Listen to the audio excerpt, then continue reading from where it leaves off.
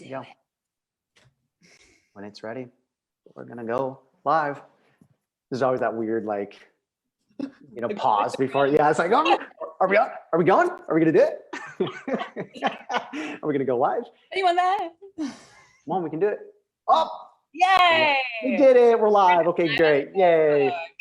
Oh. Welcome back, everybody. I know we've been doing like back to back amazing, awesome introductions here. I'm so excited, and I hope you guys are as excited as I am because this group is amazing. And tonight I wanted you guys to meet Kat. Kat is amazing. She has awesome energy, and I'm going to let her introduce herself, and then we'll just go from there and see what happens. Of course. Hi. Hello. Hi, I'm Kat. I'm Kat Lacohie. I also have a burlesque persona, which is Vixen DeVille, which is my entire business area, really. So I'm in the business of helping people to become confident, authentic, and unapologetic as they move throughout the world, which I've learned from the world of burlesque and having excavated Vixen DeVille from hiding away inside me. I love it.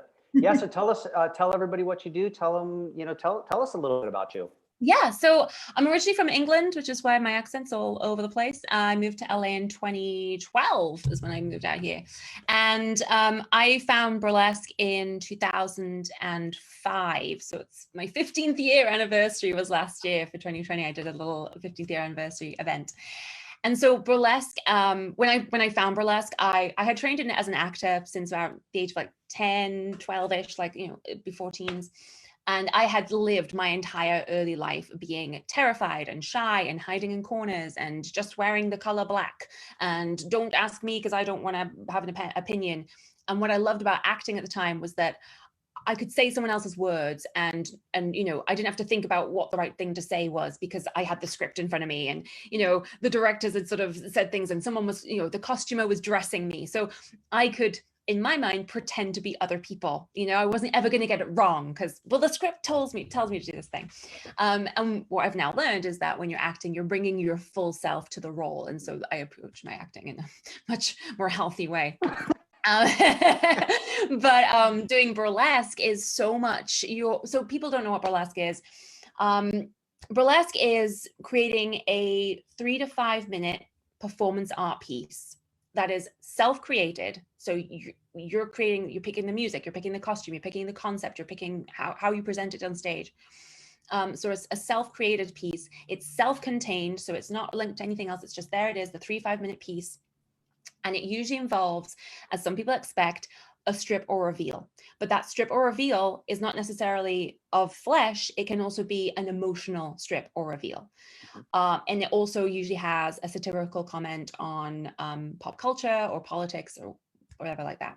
So you're basically creating this performance art piece where you're fully expressing yourself, you're fully revealing yourself, and you're giving yourself a voice to have a comment on society, on politics, on whatever else it is. So because you're given this playground to present yourself, rather than you going, I don't want to go to Thanksgiving dinner because I don't want to have my political opinion. And, I'm a really fun-loving person, but at work I have to be like conservative and not color my hair a certain color or not say, because I'm the face of the company, I have to behave. On the burlesque stage, you can let out your full authentic self. You can you can reintroduce yourself to who that is, because some of us have lost who that person is.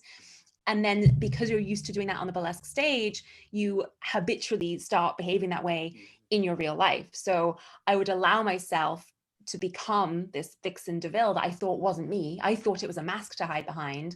But what it actually is my everyday person is the mask I hide behind. Vixen's what lives underneath, that's hiding away from society, thinking she's not good enough. So I let Vixen out on stage and I say things and I do things and I do all this inappropriate stuff. And I get so used to that when I'm walking down the grocery store aisles, I'll talk to people. Oh, hi, hey, do you know where the bread is? And I'll just be like, oh, sorry, I just bumped into you. Sorry about that.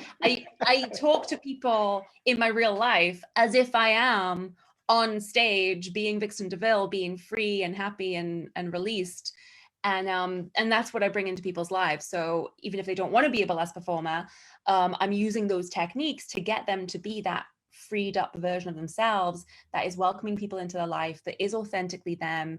And then whether that's the face of their brand, if they're a new entrepreneur, it means that when they're selling, when they're introducing themselves to people, they're themselves, and they're not this idea of what I should be in this world. Yep. I love it. And, you know, that's what we were talking about behind the scenes. And it's like, that's the real passion behind what you do. It's like, it's connection. It's really helping people. Tell me some stories about that, you know, with people that you've helped and people that you've worked with, and kind of that transformation. Because, you know, you talk about your transformation, and I think it's really powerful. And, you know, the way that you show up in the world, and, you know, now you just get to play and be yourself. But what kind of, like what kind of transformation have you seen with the people that you've worked with in the work that you've done, and that kind of thing? So I have a book called Vixens Unleashed, which is a book of 12 different stories of students who they document their whole journey through this. And it's a whole wide range of different cultures, different ages. So absolutely, I'll actually throw you a download link to. Please, yes. So people can actually like get an idea of, oh, what is this? What is this thing? A lot of people, so one of my students over in Sweden, she talks in her story about how she grew up thinking that she was weird and she should hide herself. She shouldn't wear certain clothes, and that she just felt really super guilty about who she was, and that, you know, to get ahead in life, I'm going to have to blend in. I'm going to have to be like everybody else. She had, I can't remember what the disease is. It's rheumatoid something. And she always tells me, and I always get it wrong, but there's this disability she has that affects her joints, and it means she can't move so well. And she gets these back pain flares. And so she stopped dancing. She stopped moving around. She stopped going to movement classes. She stopped hanging out with other people, and was just like, I guess this is my time. And so we connected, and there's always this like, oh, I can't do burlesque because I'm whatever. Give me a million. I mean, I remember me being the person who didn't want to do burlesque because I wasn't skinny enough. I wasn't whatever enough. Couldn't dance. I couldn't sing. Like, I still can't sing. Like, what other things? So she said, you know, I've got these disabilities. I can't do the high kick and the drop splits and all the rest of it. So the way I work is, I'm not giving my students choreography. I dig into what labels have you been given growing up, and how do you want to shun them? Yeah. What do you know that you are, that lives inside you, that no one else gets to see every day? Mm-hmm. So she had labels of, you know, being disabled, or weirdo, or whatever labels that you can come up with for those. So we created this act where it's the Firebird. So she starts off in this sort of black, sooty, dingy costume. And the whole act is her peeling that away to reveal the Firebird underneath. And she has this stick that in real life she uses to help herself walk. And she is using it to remove her stockings, and to like she falls to the floor and then uses the stick to climb up. And then she breaks the stick in half and uses it to put them in. She has these Isis wings, which are these big pieces of fabric. And she puts the sticks into the wings to make these wings happen. And it's that kind of symbolism of this stick that people think is my sign of weakness and my sign of being a victim. Mm-hmm. This stick brings me flight and movement and freedom. Mm-hmm. And it was claiming that stick on stage. I keep calling it stick. I'm sure there's a better word for it. But being able to, on stage in front of people, claim that for yourself and go, I'm not embarrassed by this stick, and I'm not going to take that label of victim or a disabled person. I'm going to show you how this is a symbol of freedom, of movement, of power. And in doing that, it means when she goes out in the world, she's not embarrassed about using the stick in front of people. She's not, you know, if people do sort of ask her about a disability, she's not shying and doesn't want to talk about it. She's much more happy to go, oh yeah, no, I have this thing and I have these pain flares. So, you know, if you hire me for a job and I have to sit down in the corner, like at lunchtime, like it's fine. It's just, she's just more accepting of her situation and more open to it with other people. And so it's not so much of a hindrance now, because she's used that performance art as a therapy to be able to accept it, come to terms with it, embrace it. Yeah, and all that fun stuff. I love it. I think it's so great. And yeah, you've performed all over the world. Yeah. I mean, I started out in London. I performed there from 2005 to 2012, and then I came out to Los Angeles in in 2012. And I went out to Australia and did the Australia Burlesque Festival. I went to Canberra and Sydney and Melbourne, and I took my classes out there as well while I was performing out there. And then 2009, I took my solo show all around, and I sort of took my solo show places and then dropped off in a couple of burlesque festivals. And then this year, last year, 2020, whenever that was, there's this event called BHOF, which is the Burlesque Hall of Fame. It's kind of like the Oscars of the burlesque world. And so they went online, they did VHOF. And I always say that for my burlesque, it's what you need in your life. So when I first started, I wanted to be a femme fatale, powerful character. I wanted to be Maleficent, Snow Queen. I wanted to come on stage and take power and control, because in my life at the time, I didn't feel powerful. I didn't feel in control. I felt like I was a yes person, yes man, saying yes to everybody and tell me what to wear, tell me what to think, tell me what to feel, because I don't know what's acceptable. So I wanted to go on stage and go like, bitches, it's my rules now. I'm in control. And then when I got that on my system, right, I was like, well, now I just want to feel like expensive. I just want to walk down a staircase covered in jewels, because I was a poor ass student at the time, and I just wanted to feel important and expensive. And then when I'd been working in acting for a while, I was like, because it's always like you're on, like your makeup looks perfect, your hair, you have to be on, be on brand and make sure you're whatever. And I was just like, I'm sick of being pretty, which sounds like a real such a like, oh yeah, whatever. Like my gold's too heavy for my pockets. But I was just sick of like, I wanted to show that the ugly version of me, because I have my Saturdays where I sit on the couch crying and eating pizza like everybody else. So I would do all these like ugly acts where I turn into a vampire and I'm like, I've got blood down my face, and like I get all angry on stage, turn into a werewolf, and it's so releasing, because what you're missing in life, you just bring it out on stage. So 2020, I was like, I need fun in my life. I need to just mess around. So I had an act where I was wearing this pig costume and I'm dancing around like a little pig, and it got accepted to BHOF. And I was like, I love that. You assume the Burlesque Hall of Fame, it's all feather fans and glitz and glamour and boas. And there's me in a pig costume, just like dancing around. I love it. It's just that freedom. I love it. I love that freedom that you have, and I know that that's what's really important in that journey for you in acting and everything that you're doing in your work, and how that's for you. It's really more about like, I'm making a difference, and it's like some people do it in coaching, some people do it in acting, some people do it in podcasting, right? And I just love what you're doing, because it makes such a big impact for people, and your classes, and all of the training that you're doing to help with confidence. And I just think it's so important, and I just love it, and I love your energy, and I know everybody else here loves your energy too, so that's really fun.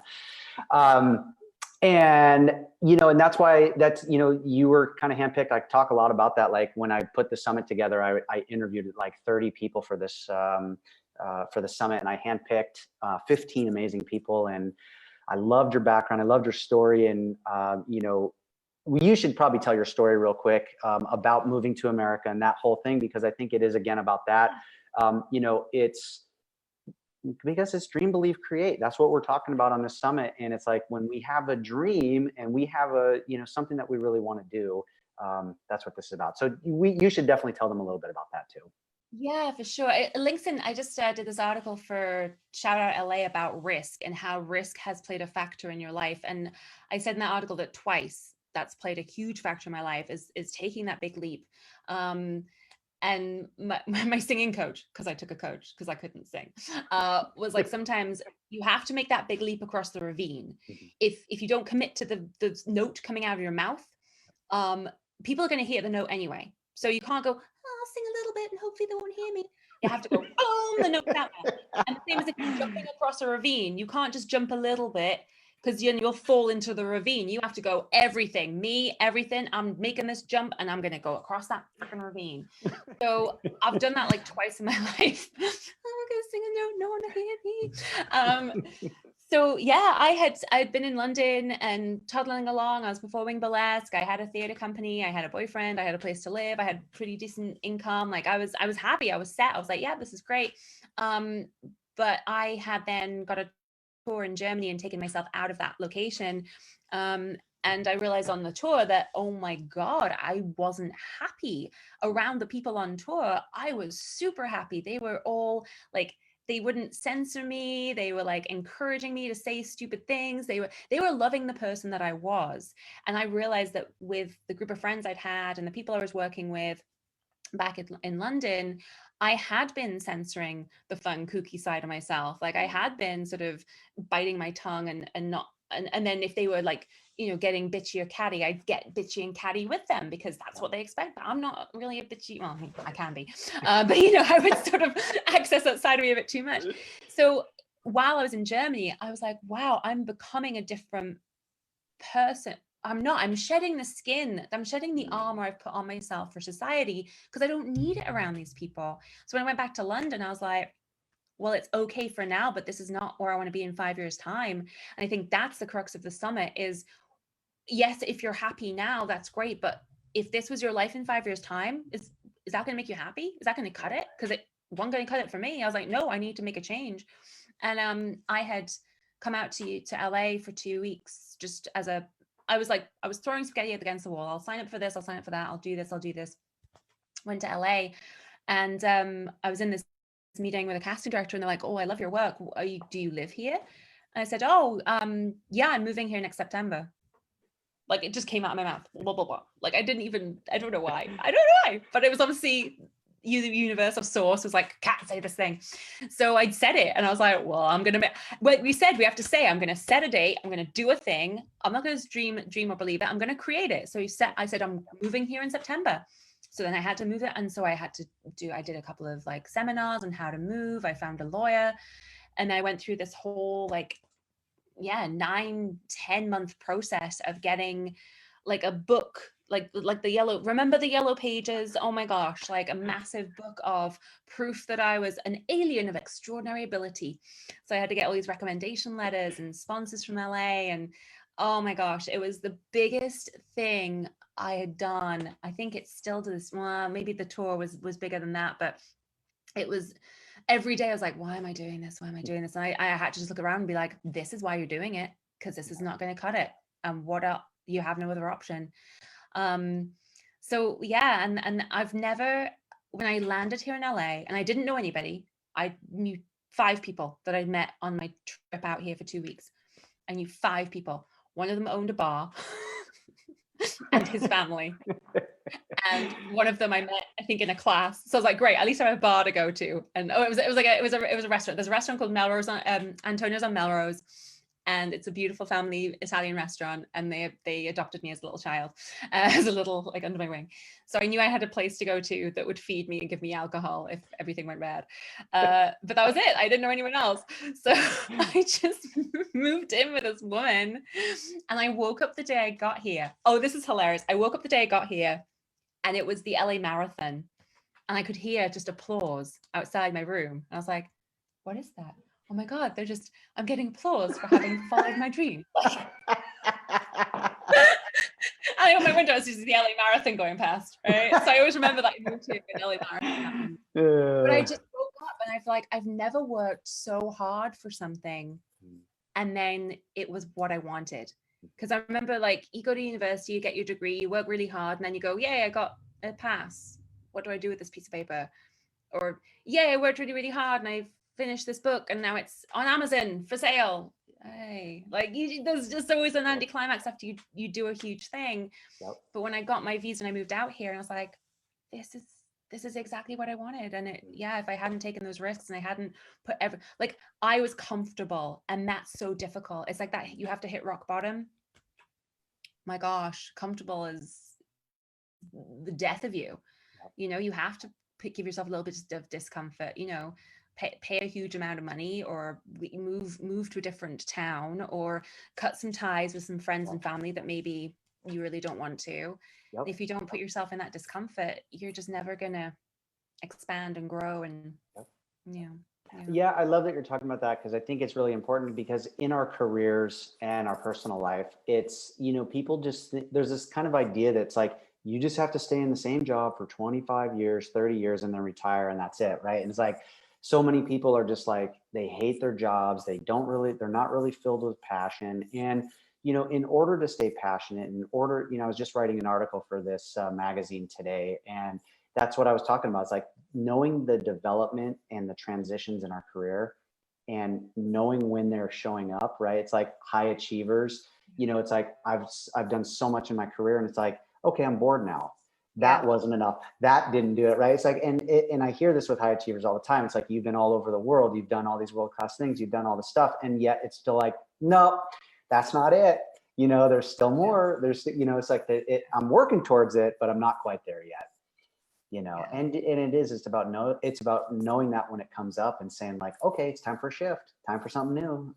You know. And I didn't used to know that. I remember being in this relationship and the guy was talking about something in our future, like, oh, let's buy a house, or let's, like, he was making plans of some kind. I remember just feeling sick in my stomach, like every time he brought it up. And I was like, God, why do I feel so ill? Why do I feel so ill all the time? Am I eating wrong food? Like what is wrong? Maybe I'm not getting enough sleep. My brain did not connect it to the fact that every time he brought up this thing he wanted to do in our future, that my body was going, don't do it. Yeah. Run the fuck away. Yeah. Like, yeah. And I didn't know how, and I look back, I'm like, how did I not know that's what that feeling was? Yep. And I don't know how many people are just not in touch with what their body is telling them half the time. Yep. It's just crazy. And I've been in like a couple of accidents where, like two car accidents where I was driving to an event and I really didn't want to go. And my turning was coming up to like go home, or I would stay on the road and go to this event. I was like, I really don't want to go. I really don't want to go. Oh, I should go though. I really don't want to go. I don't want to go. And this car just drove past me, like whoop, and I swiveled my car, swiveled round, smashed into the side, and was like, I guess I'm not going to the event then. Yeah. Because I can make the decision. Yep. Something was telling you. Yeah, I know. And it's like that. And it's like, we just bury our head and we go, nope, we got to keep going. Nope, we got to keep doing it. Nope, we got to stay in this crappy career. Nope, we got to keep doing. People think bad of me. No, yeah, that's right. Yeah, that's right. You know how many people have said that? Man, you've done a lot of different things in your career. Damn right. And I still got 1,000 more to do. You know, it's like, I'm not staying stagnant. I'm not, you know, we have to progress. You know, it's like, if we're going to achieve the biggest dream, the biggest mission, the biggest, you know, thing that's really calling us, it's a stepping stone. It's like, it's working up to the greatest life mission. Yeah. And it goes both ways, because when I left England, I was like, I'm going to give up burlesque. It's holding me back. It's distracting me from my acting career. It's you know, hindering you, and it's you know, you're not focused enough. So I'll move to LA. I'll just do film and TV. And I'll take like one costume with me in case I have to do it, just in case. And I got here and I missed it so much. And if I, again, both ways, giving stuff up or keeping things in your life, if I'd been like, no, I must be a TV film actor because that's serious and I'll be taken seriously and that will bring me happiness, then I would have been at the grind and not having it. I was like, I missed the fun of burlesque. And so I joined this burlesque troupe and loved it, and then gradually brought my costumes over from England and then made more. And now I have an entire room dedicated, I mean, behind this curtain, all of the things, a room dedicated to every single burlesque item you could possibly think of, which gave me the ability to then teach it because I can give out my props and costumes. And then it's kind of, now I'm like, burlesque is such a huge part of me because I am an artist, I am a creator, and I couldn't be as free and creative in acting, in the acting world, because I'm not creating my own performance art piece. Right. I'm saying some lines. But now everything is all kind of like my acting training is helping in my speaking career, my acting training, my theater creation, because I trained in theater creation, which is lighting, set design, everything, is helping me in my burlesque performance. It's not just a performance, it's like a whole theater piece. So now when I'm training people, I'm not just, here's some choreography, I'm giving them acting training, like what character are you playing, what's your inner monologue, what's going on, like how do you create your set and costume to look. So it's a whole, everything is tying into this. And I love giving my students the ability to fully express themselves and to fully engage with those parts that they thought didn't exist or they're too scared to let out. And I love that simultaneously I am still able to create my own stuff and still perform, and I'm still hosting events. And now we're doing an event next week that's like this whole, it's a mental health charity fundraiser, and that's put me in the position to be able to do that event and raise raise money for mental health, which is super important to me. I've had so many family members affected by depression and suicide and all of that amazing happy stuff. But it's, yeah, when you find what you love, it will tie together. And I was worried for so long that burlesque didn't fit into my idea of what I wanted. But if you're honest with yourself and in touch with yourself, you'll figure out, well, I love photography and I love, I don't know, sausages. Maybe I'm going to become the most amazing photographer of sausages that ever exists. And that is where my genius lies. Like, don't close your mind off to what you think you're supposed to be doing in life. Just follow the fun. Yeah. I love it. I love what you stand for. I love what you're doing. And I'm really excited that you're going to be on our summit, and you're going to be, tell the audience what you're going to be talking about and sharing at the summit. Don't give too much away because they need to come and they're going to get a whole lot of greatness out of this. But what are you going to share with us? I'm going to be talking about the following the fun and knowing kind of where you're supposed to be going, but also being that authentic face of your brand. So if you are starting up a company, if you are going it alone, you've got to know that you can hide behind the sidelines. You know, you can sell your product and be like someone else, but people buy because of the why and because of who you are. Like if I'm going to go, like the Antonia's at Melrose, I will go to that Mexican restaurant because I know the people who work behind the bar, and I know, like, the food is amazing, but I'm sure the food at any other Mexican restaurant on Melrose or in America is as good. But you go back to those people because you want it from them, you know? That's right. So if you are selling a product or a service, you've got to know why your service is different to everybody else's.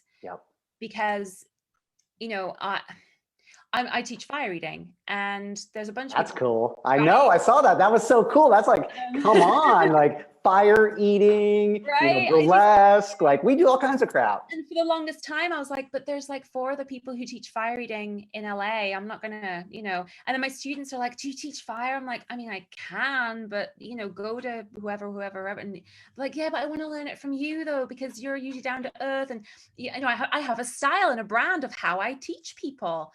So yeah, you really need to get in connection with why you're doing it, who your authentic self is, what your style and brand is, and be comfortable with it, because sometimes you're not comfortable with your brand. Like I was never comfortable with the fact that I'm from Newcastle, which is this like grotty little, it's not grotty. Anyone from Newcastle, I love you. But like it's like a coal miners, fishwives, fishing village town, and everyone's really harsh and it's cold all the time. And you know, we invented Newcastle brown ale, and we love football. Like it's just, there's, you know, you go to London, everyone's like, oh, you're a northerner, and there's this like rough around the edges vibe to it. And when I went to London, I didn't want to be associated with being from Newcastle. It was like this, like, oh, don't let them find out. But I love it. I love being that little rough around the edges Newcastle, because it's like, oh, I'm going to be a bit more candid with you. And however polished I am as Vixen DeVille, oh, hello, my lovelies, here I am, Vixen DeVille. There's always that, all right, my lovelies, I'm from Newcastle. Yeah, it's get your shit together. Let's go. We got shit to do. Get your shit together. Come on, have a drink. Oh, where's a pint? But, and that's, you know, and that element of me is really attractive, and that attracts people to me. And if I thought I hate that part of myself, I'll never show that to anybody. It hinders me. So that's right, it does. My teaching, talking about in the summit, it'll be looking at how do you take these elements that you really don't like about yourself, or you've learned to hide from the world, because that is going to be your unique selling point, and that is when it's going to get you your diehard followers, your diehard fans, your diehard people who want to buy from you and work with you. And that's what I found to be super important. It's so cool. I could talk to you forever. You're amazing, Kat. I'm so glad you're here. And I hope everybody else enjoys your enthusiasm and excitement as I do. And yeah, I'm really looking forward to it. And any last words to close out for everybody? I've been kind of doing that words of wisdom. What would you say? What would you tell everybody?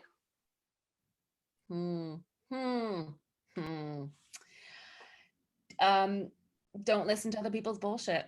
Perfect. Everyone's got an agenda. Yep. Don't listen to it. Yep. I love it. Yeah.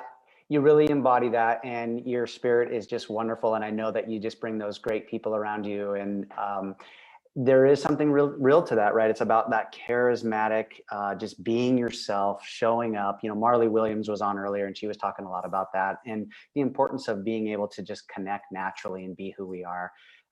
So it's just perfectly fitting for what we're doing, what we're talking about, and I'm so excited that you're joining us. So thank you so much for coming on today. Thank you. Yay. Yeah. Mwah. Kisses to everybody. All right, you guys. Well, again, I know I've said this a lot today. We had a lot of back-to-back interviews today because that's just the way things worked out, and everybody's all over the world. So that's how we decided to do it. We'll also be putting these interviews on YouTube, so you'll have an opportunity to follow back up with those or watch them in the replay, whatever works for you. And just remember, Dream, Believe, Create. It's an absolutely free event. Tell your friends, come to it. Again, it's going to be 5 days, 3 hours a day of just back-to-back opportunities for you to learn from other entrepreneurs, from successful people from all over the world doing what they love. They're going to share with you their passions, their secrets, the things that they love. And it's an opportunity. So there it is. And thank you, guys. Thank you, Kat, so much for coming. And we will be in touch. Yay. Okay, guys. Bye.